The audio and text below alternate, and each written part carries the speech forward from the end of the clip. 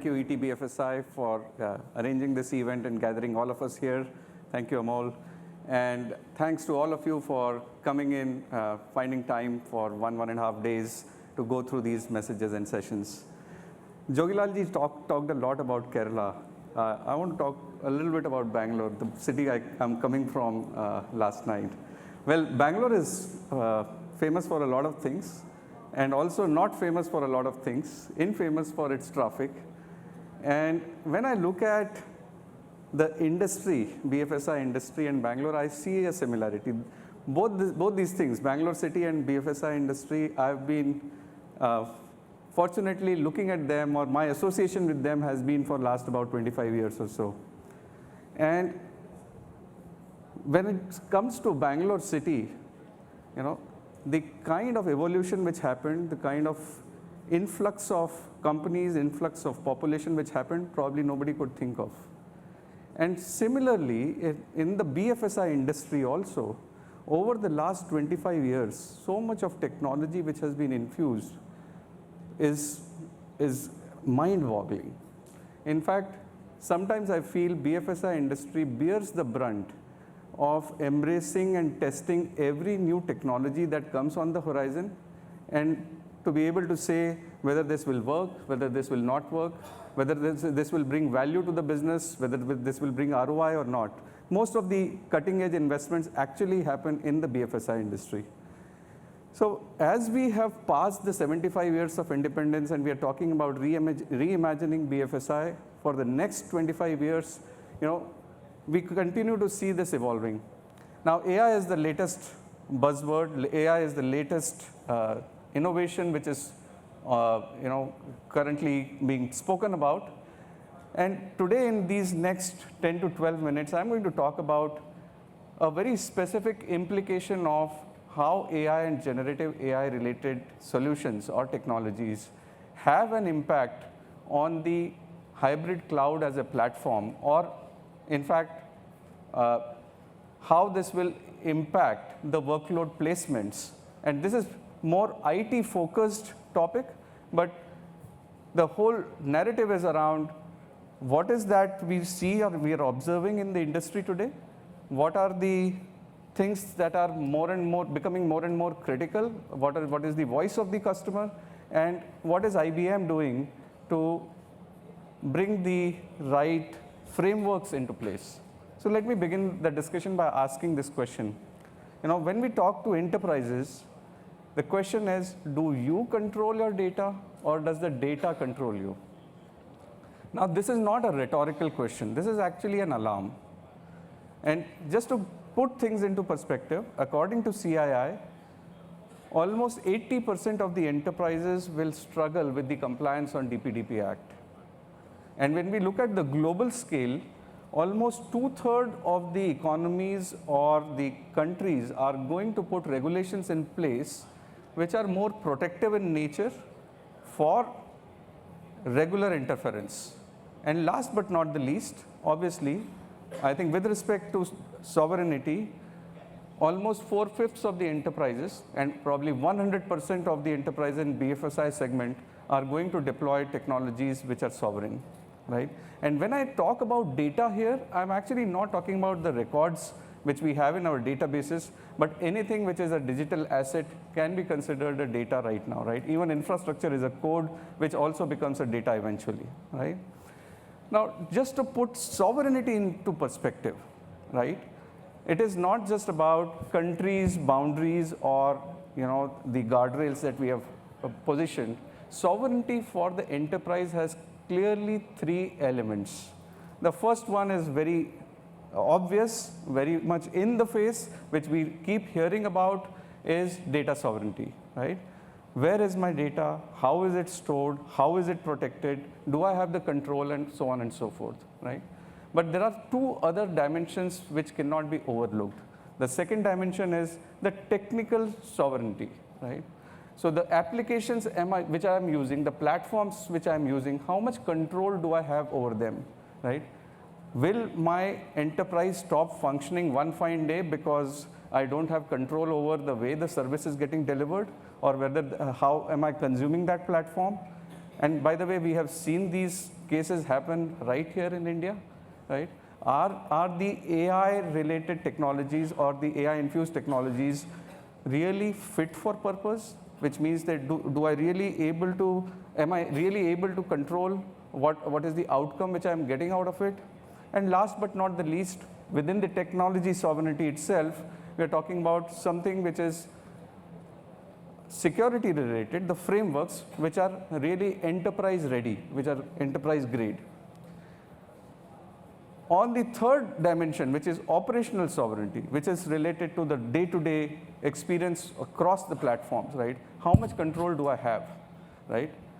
Now, the skills which were invested, the platforms which were invested 2 decades back or 10 years back, they cannot be just thrown away for want of the latest and the most cutting edge, right? I mean, they say that Rome was not built in a day, right? Likewise, our enterprises, the infrastructure, and I'm not talking about just hardware, but the whole landscape that we have in the industry today, right? That has been built over a period of time for the right reasons, which were taken for the right reasons and decisions that were taken at some point in time, right? How do we have the shared governance model, right? Again, an aspect of operational sovereignty, right?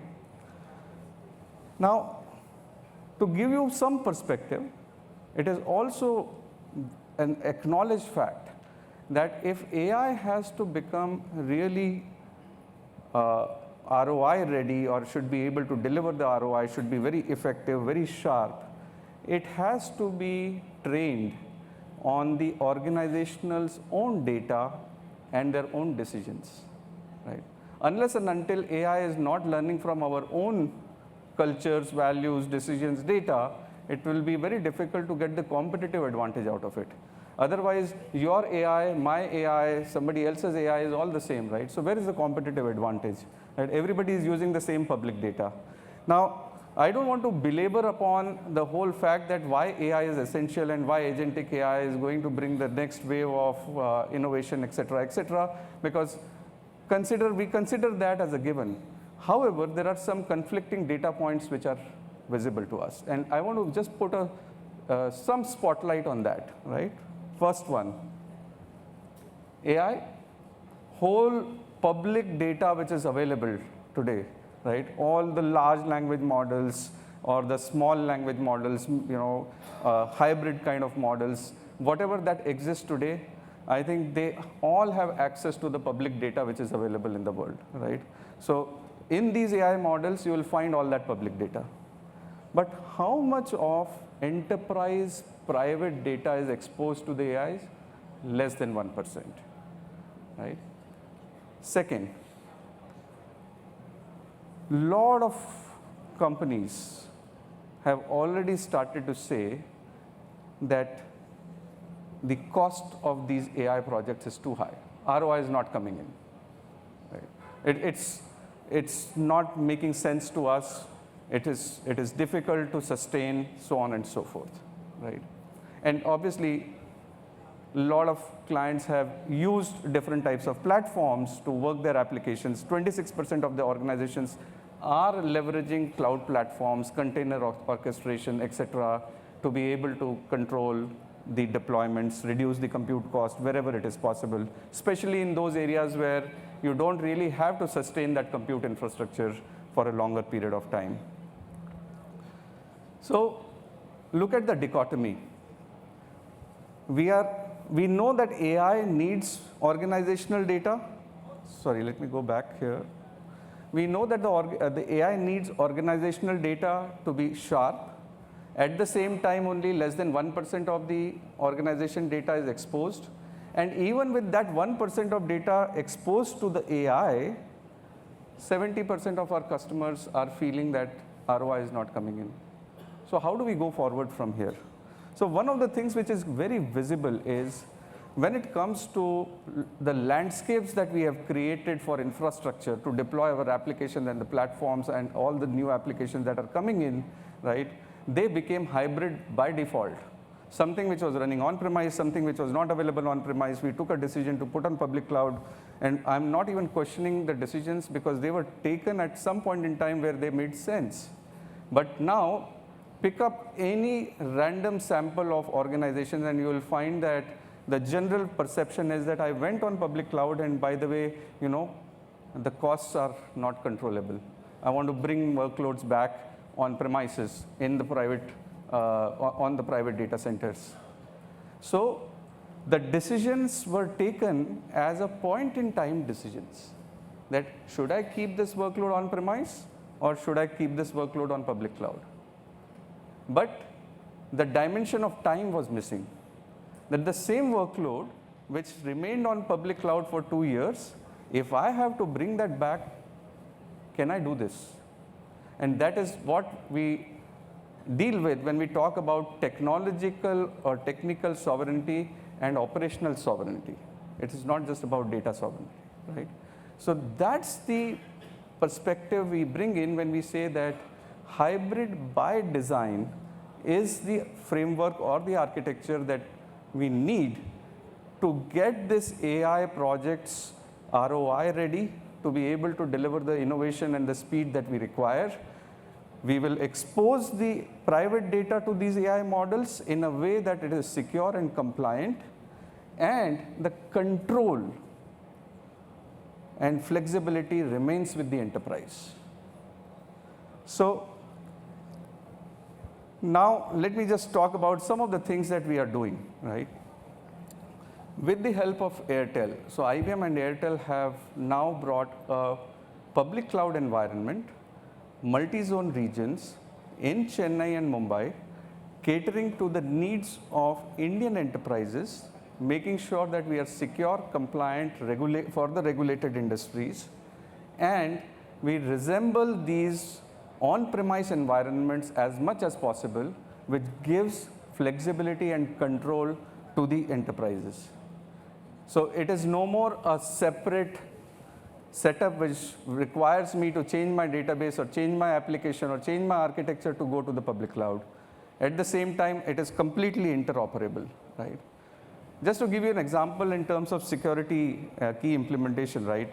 And I really don't want to sound technical, so I will pick up an example which is from our daily lives. I'm sure a lot of you would have operated or seen the operations of lockers in banks, right? Now, when we go to operate the locker, we take one key with ourselves, right? The key remains with us, right? Imagine the bank being a public cloud and we going to the bank taking our key, right? That's what we want. If the bank starts to tell me that, hey, Ravi, keep your key in my branch, I will not give it to anybody. What is the security posture I will be comfortable with, right? That's exactly what we are trying to address here in the public cloud announcement that we have done along with Airtel. Keep your own key, right? That's very important part of encryption. That is very important part of security, right? Obviously, we're talking about making this environment as close to the enterprise environments that exist, which are required to run AI, which are required to run modern application, as well as traditional application. And in that sense, it's truly an extension of the existing enterprise that businesses are running in BFSI industry. 3 core offerings: Power Virtual Server.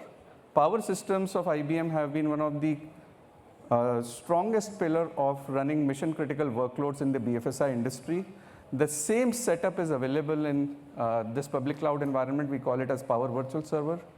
The second and most important offering, core offering here, is our Red Hat platform, which ensures the control, which is the technical sovereignty. You can move the workload from premise A to premise B, on-premise to public cloud to on-premise.